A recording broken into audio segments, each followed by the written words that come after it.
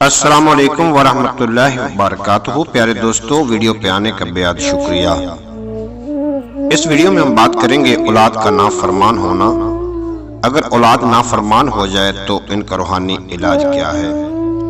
یہ بات بہت زیادہ غور طلب ہے کہ بچے ذہنی طور پر جو کچھ قبول کرتے ہیں اس میں آدھا حصہ ماں باپ کی طرز و فکر اور گھر کے ماحول سے بنتا ہے اور آدھا حصہ باہر کے ماحول سے۔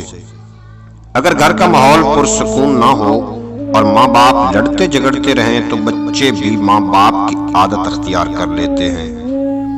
پھر یہ عادت ان میں پختہ ہو جاتی ہے۔ پہلے بہن بھائی آپس میں دست و گریبان ہوتے ہیں اور پھر ماں باپ سے لڑنا شروع کر دیتے ہیں۔ کیونکہ ماں باپ میں ذہنی ہم آہنگی نہیں ہوتی، اس لیے وہ بچوں کی عادت پر چشم پوشی اختیار کرتے ہیں۔ نتیجے میں بچے گستاخ ہو کر نافرمان ہو جاتے ہیں۔ ایسے ماں باپ جن میں ذہنی ہم آہنگی ہوتی ہے یا اپنے مسائل کی تلخی کو اولاد کے سامنے ظاہر نہیں ہونے دیتے، ان کی اولاد ماں باپ کی خدمت گزار ہوتی ہے۔ بے جا لاڈ پیار یا بات بے بات سختی بھی بچوں کو باغی بنا دیتی ہے۔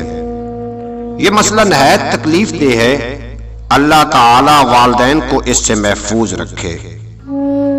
طرز عمل میں تبدیلی کے ساتھ نافرمان اولاد کے لیے اگر یہ عمل کر لیا جائے تو اس کی برکت سے اولاد فرما بردار ہو جاتی ہے۔ رات کے وقت بچہ یا بڑا جب گہری نیند سو جائے تو سرانے کھڑے ہو کر ایک مرتبہ ماں یا باپ اتنی آواز سے پڑھیں کہ سونے والے کی نیند خراب نہ ہو۔ عمل کی مدت 11 روز اور زیادہ سے زیادہ 21 روز تک ہے تو انشاءاللہ تعالی نافرمان اولاد فرما بردار ہو جائے گی۔